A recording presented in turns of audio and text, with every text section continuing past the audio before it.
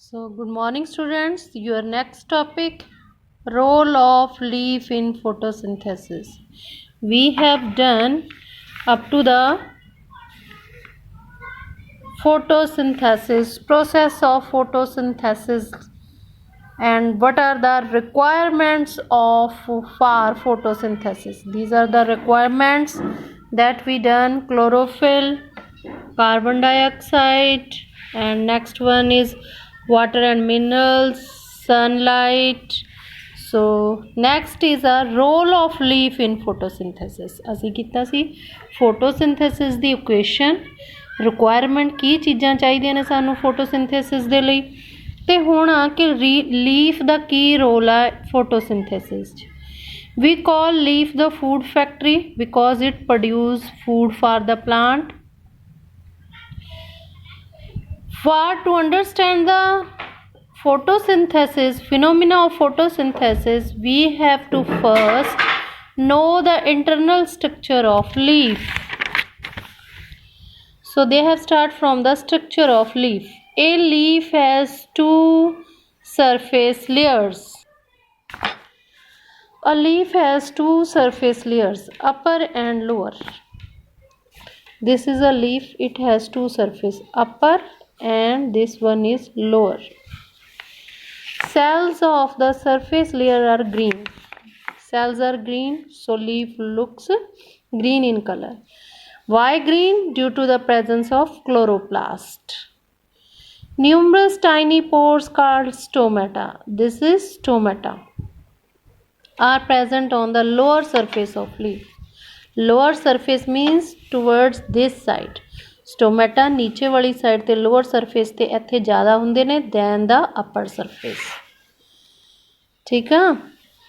Each stomata is surrounded by a pair of bean-shaped guard cell. Bean-shaped हुंदा kidney वर्गे और bean हुंदी है ना दाल एक ऐ वाली, ओ shape दे हुंदे आ ये guard cell. This is called bean shaped.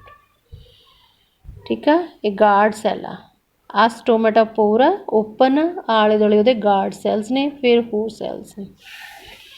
ਇਹ guard cells ही ने ਜਿਹੜੇ regulate ਕਰਦੇ ਆ its opening and closing, means ਇਹਦੇ open ਹੋਣ ਨੂੰ ਤੇ ਇਹਦੇ ਬੰਦ ਹੋਣ ਨੂੰ ਇਹੀ control ਕਰਦੇ ਆ. regulate means control ਕਰਦੇ ਆ. Cells of internal layer are loosely arranged to have large air spaces for exchange of gases. Stomata ਤੋਂ ਬਾਅਦ ਜਿਹੜੇ cells ਆਉਂਦੇ ਆ ਪੁੱਤ ਆਹ ਵਾਲੇ, ਇਹਨਾਂ 'ਚ ਬਹੁਤ ਜਗ੍ਹਾ ਹੁੰਦੀ ਆ. large space means ਇੱਕ cell ਆ ਜਿਹੜਾ ਉਹ ਦੂਸਰੇ cell ਨਾਲ ਜੁੜਿਆ ਨਹੀਂ ਹੁੰਦਾ.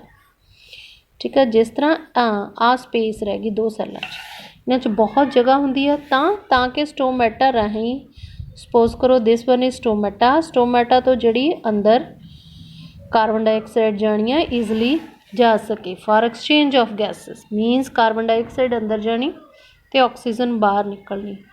These cells are rich in chloroplast. इन्हां च क्लोरोप्लास्ट बहुत हुंदा. Veins and veinlets contain xylem and phloem vessels.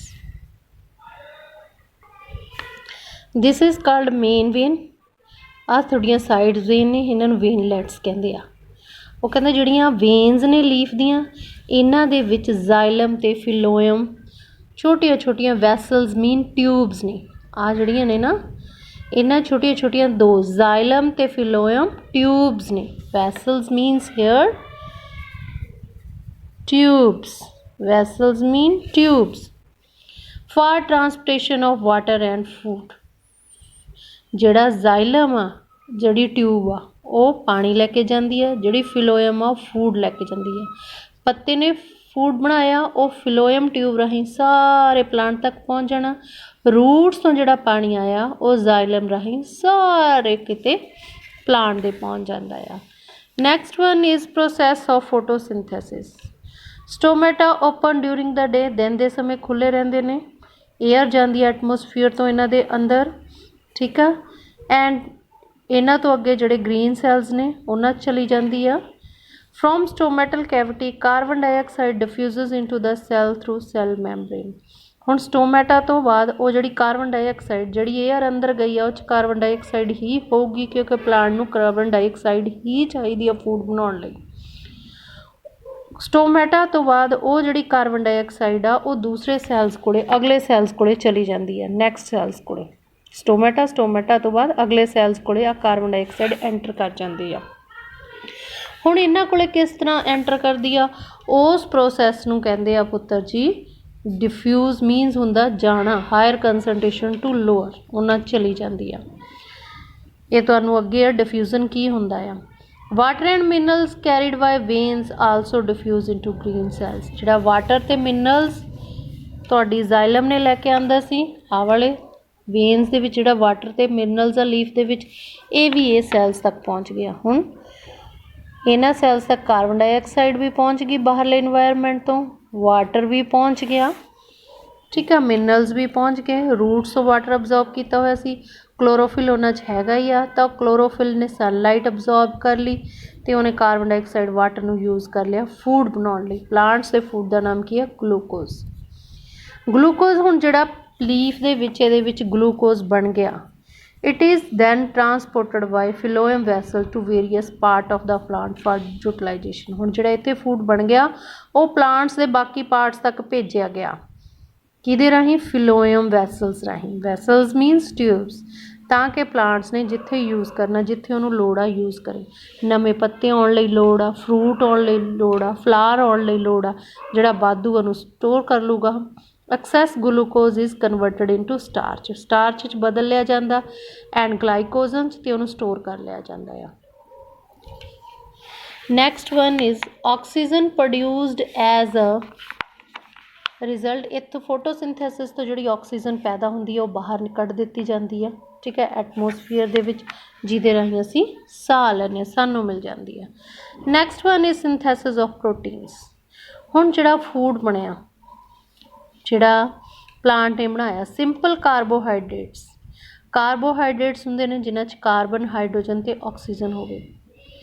ਇਹੀ ਪੁੱਤਰ ਜੀ ਸਿੰਥੇਸਾਈਜ਼ ਡਿਊਰਿੰਗ ਫੋਟੋਸਿੰਥੈਸਿਸ। ਫੋਟੋਸਿੰਥੈਸਿਸ ਦੇ ਸਮੇਂ ਜਿਹੜਾ ਪਲਾਂਟ ਫੂਡ ਬਣਾਉਂਦਾ ਉਹ ਇਹੀ ਆ, ਕਾਰਬੋਹਾਈਡਰੇਟਸ, ਜਿਹਦੇ 'ਚ ਕਾਰਬਨ, ਹਾਈਡਰੋਜਨ ਅਤੇ ਆਕਸੀਜਨ ਆ। ਉਹਨੂੰ ਅੱਗੇ ਚੇਂਜ ਕੀਤਾ ਜਾਂਦਾ ਫੈਟ, ਸਟਾਰਚ, ਗਲਾਈਕੋਜਨ ਅਤੇ ਪ੍ਰੋਟੀਨਸ ਦੇ ਵਿੱਚ। ਹੁਣ ਜਿਹੜੀਆਂ ਉਹ ਤੋਂ ਅੱਗੇ ਬਦਲ ਦਿੱਤਾ ਜਾਂਦਾ ਆ, ਪਲਾਂਟਸ 'ਚੋਂ ਹੀ ਬਦਲਿਆ ਜਾਂਦਾ ਆ। ਜਿਹੜੀਆਂ ਪ੍ਰੋਟੀਨਸ ਨੇ ਉਹ ਕਾਹਦੀਆਂ ਬਣੀਆਂ ਹੋਈਆਂ ਨੇ, ਨਾਈਟ੍ਰੋਜਨ ਦੀਆਂ, ਠੀਕ ਆ। ਹੁਣ ਨਾਈਟ੍ਰੋਜਨ ਸਾਡੀ ਹਵਾ 'ਚ ਤਾਂ ਬਹੁਤ ਆ, ਪਰ ਉਹਨੂੰ ਅਸੀਂ ਐਜ਼ ਇਟ ਇਜ਼ ਆਪਣੀ ਬੋਡੀ 'ਚ ਨਹੀਂ ਲੈ ਸਕਦੇ, ਨਾ ਅਸੀਂ ਲੈ ਸਕਦੇ ਹਾਂ ਨਾ plant, but plant can not utilize this. ਉਹਨੂੰ ਪਲਾਂਟ ਵੀ ਨਹੀਂ ਲੈ ਸਕਦੇ ਜਿਹੜੀ ਨਾਈਟ੍ਰੋਜਨ ਐਟਮੋਸਫੀਅਰ ਦੇ ਵਿੱਚ ਪਈ ਆ। ਯੂ ਨੋ ਐਟਮੋਸਫੀਅਰ ਦੇ ਵਿੱਚ 71% ਤੁਹਾਡੇ ਕੋਲ ਕਿੰਨੀ ਪਈ ਆ, ਆਈ ਥਿੰਕ 71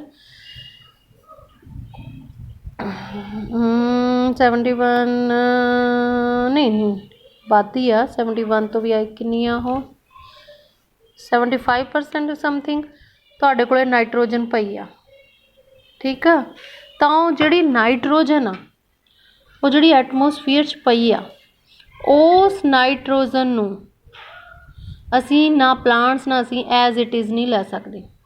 ਫਿਰ ਪਲਾਂਟਸ ਉਹਨੂੰ ਕਿਵੇਂ ਲੈਂਦੇ ਆ, plants can absorb compounds of nitrogen. Nitrogen ਨੂੰ ਕੰਪਾਊਂਡ ਫਾਰਮ 'ਚ ਯੂਜ਼ ਕਰਦੇ ਆ। ਕੰਪਾਊਂਡ ਮੀਨ ਹੁਣ ਕੱਲੀ ਨਾਈਟ੍ਰੋਜਨ ਨਹੀਂ, ਨਾਈਟ੍ਰੋਜਨ ਨਾਲ ਕੋਈ ਚੀਜ਼ ਹੋਰ ਜੁੜ ਕੇ ਆ ਗਈ, ਠੀਕ ਆ, ਨਾਈਟ੍ਰੋਜਨ ਨਾਲ ਕੋਈ ਆਕਸੀਜਨ ਜੁੜ ਕੇ ਆ ਗਈ। ਕੰਪਾਊਂਡ ਹੁੰਦਾ ਦੋ ਚੀਜ਼ਾਂ ਇਕੱਠੀਆਂ, ਡਿਜ਼ੋਲਵਡ ਇਨ ਵਾਟਰ ਥਰੂ ਦੇਅਰ ਰੂਟਸ। ਹੁਣ ਉਹ ਪਾਣੀ 'ਚ ਘੁਲ ਕੇ ਰੂਟਸ ਦੇ ਸੋਇਲ 'ਚ ਚਲੀ ਜਾਂਦੀ ਆ, ਤਾਂ ਉੱਥੋਂ ਉਹ ਰੂਟਸ ਰਾਹੀਂ ਸਾਰੇ ਪਲਾਂਟ ਤੱਕ ਪਹੁੰਚ ਜਾਂਦੀ ਆ। ਪਲਾਂਟਸ ਟੇਕ ਨਾਈਟ੍ਰੋਜਨ ਇਨ 2 ਵੇਜ਼। ਹੁਣ ਰੂਟਸ ਤੱਕ ਕਿਵੇਂ ਜਾਂਦੀ ਆ, ਇਹ ਦੋ ਤਰੀਕੇ ਨੇ ਜਿਹਦੇ ਦੁਆਰਾ ਪਲਾਂਟਸ ਨਾਈਟ੍ਰੋਜਨ ਲੈਂਦੇ ਨੇ। Number 1 nitrogen fixation, means nitrogen ਨੂੰ ਕੰਪਾਊਂਡ ਫਾਰਮ ਚੇਂਜ ਕਰਨਾ, ਇਨ ਵਿਚ ਫ੍ਰੀ ਨਾਈਟ੍ਰੋਜਨ ਪ੍ਰੈਜੈਂਟ ਇਨ ਦਾ ਸੋਇਲ ਦੇ ਵਿੱਚ ਵੀ ਨਾਈਟ੍ਰੋਜਨ ਪਈ ਆ ਕਿਉਂਕਿ ਐਟਮੋਸਫੀਅਰ 'ਚ ਨਾਈਟ੍ਰੋਜਨ ਬਹੁਤ ਆ, that is converted into water soluble compounds of nitrogen।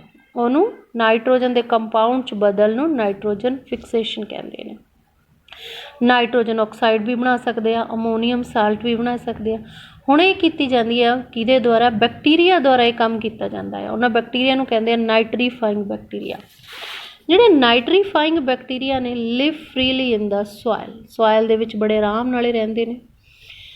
ਰਹਿੰਦੇ ਵੀ ਸਿੰਬਾਇਓਟਿਕਲੀ ਨੇ। ਸਿੰਬਾਇਓਟਿਕ ਮੀਨਸ ਦੋਸਤੀ ਕਰਕੇ ਰੂਟਸ ਦੇ ਨਾਲ। ਐ ਨਹੀਂ ਹੈਗਾ ਕਿ ਬੈਕਟੀਰੀਆ ਨੇ ਤੇ ਰੂਟਸ ਦੇ ਵਿੱਚ ਰਹਿੰਦੇ ਨੇ ਤੇ ਰੂਟਸ ਨੂੰ ਖਾ ਜਾਣਗੇ, ਬਿਮਾਰੀ ਲਾ ਦੇਣਗੇ। ਨੋ, ਇਹ ਫਰੈਂਡਲੀ ਰਹਿੰਦੇ ਨੇ। ਸਿੰਬਾਇਓਟਿਕਲੀ ਮੀਨਸ ਦੋਸਤੀ ਕਰਕੇ। ਕਿਹੜੇ ਪਲਾਂਟਸ ਦੀਆਂ ਰੂਟਸ ਰਹਿੰਦੇ ਨੇ? ਲੈਗਿਊਮੀਨਸ ਪਲਾਂਟਸ।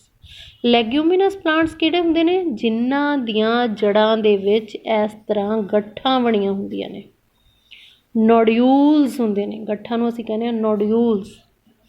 ਇਹਨਾਂ ਪਲਾਂਟਸ ਨੂੰ ਅਸੀਂ ਕਹਿ ਦਿੰਦੇ ਹਾਂ, ਜਿਨ੍ਹਾਂ ਪਲਾਂਟਸ ਦੇ ਵਿੱਚ ਬੈਕਟੀਰੀਆ ਨੇ ਹੁੰਦੇ ਨੇ ਉਹਨਾਂ ਨੂੰ ਕਹਿੰਦੇ ਨੇ ਨੋਡੂਲੇਟਡ ਬੈਕਟੀਰੀਆ। ਇਹ ਲੈਗਿਊਮੀਨਸ ਪਲਾਂਟਸ ਹੁੰਦੇ ਨੇ, ਠੀਕ ਆ। ਇਹ ਐਗਜ਼ਾਮਪਲ ਬੈਕਟੀਰੀਆ ਕਿਹੜਾ? ਇਹ ਬੈਕਟੀਰੀਆ ਜਿਹੜਾ ਗੱਠਾਂ 'ਚ ਰਹਿੰਦਾ ਆ, ਰਾਈਜ਼ੋਬੀਅਮ ਬੈਕਟੀਰੀਆ ਆ, ਰੂਟ ਨੋਡਿਊਲਸ 'ਚ ਰਹਿੰਦਾ ਹੈ ਜਿਹੜਾ। ਇਹ ਕਿਹੜਾ ਪਲਾਂਟ ਆ? ਲੈਗਿਊਮੀਨਸ ਪਲਾਂਟ ਪੁੱਤ ਕਿਹੜੇ ਹੁੰਦੇ ਨੇ? ਜਿਵੇਂ ਕਿ ਤੁਹਾਡੇ ਕੋਲ ਹੋ ਗਿਆ ਗ੍ਰੈਮ। ਅੱਜ ਕੱਲ੍ਹ ਚਣੇ ਨੂੰ ਪੱਟ ਰਹੇ ਹਾਂ ਆਪਾਂ, ਠੀਕ ਆ। ਘਰਦਿਆਂ ਨੇ ਬੀਜੇ ਹੋਏ ਸੀ, ਸਾਗ 'ਚ ਪਾਉਂਦੇ ਸੀ, ਅਤੇ ਹੁਣ ਅਸੀਂ ਇਹਨੂੰ ਪੱਟ ਰਹੇ ਹਾਂ। ਜਦੋਂ ਜਦੋਂ ਅਸੀਂ ਇਹਨੂੰ ਪੱਟ ਰਹੇ ਹਾਂ, ਤੁਸੀਂ ਦੇਖਿਓ ਉਹਨਾਂ ਦੀਆਂ ਜੜ੍ਹਾਂ ਦੇ ਵਿੱਚ ਗੱਠਾਂ ਹੁੰਦੀਆਂ ਨੇ ਜਿਹ 'ਚ ਬੈਕਟੀਰੀਆ ਰਹਿੰਦੇ ਨੇ। ਐਡਿੰਗ ਫਰਟੀਲਾਈਜ਼ਰਸ, ਫਾਰਮਰ ਐਡ, ਉਸ ਤੋਂ ਬਿਨਾਂ ਫਾਰਮਰ ਵੀ ਨਾਈਟ੍ਰੋਜਨ ਫਰਟੀਲਾਈਜ਼ਰ ਸੋਇਲ ਦੇ ਵਿੱਚ ਐਡ ਕਰਦੇ ਆ। ਤਾਂ ਪਲਾਂਟਸ ਦੀਆਂ ਜਿਹੜੀਆਂ ਰੂਟਸ ਨੇ ਉਹ ਜਿਹੜੀ ਡਿਜ਼ੋਲਵ ਨਾਈਟ੍ਰੋਜਨ ਆ ਉਹਨੂੰ ਅਬਜ਼ੋਰਬ ਕਰ ਲੈਂਦੀਆਂ ਨੇ, ਸਟੈਮ ਰਾਹੀਂ ਸਾਰੇ ਪਾਰਟ ਤੱਕ ਪਹੁੰਚ ਜਾਂਦੀਆਂ ਨੇ, ਠੀਕ ਆ। ਅਤੇ ਜਿਨ੍ਹਾਂ ਤੋਂ ਫਿਰ ਪ੍ਰੋਟੀਨਸ ਬਣ ਜਾਂਦਾ ਆ।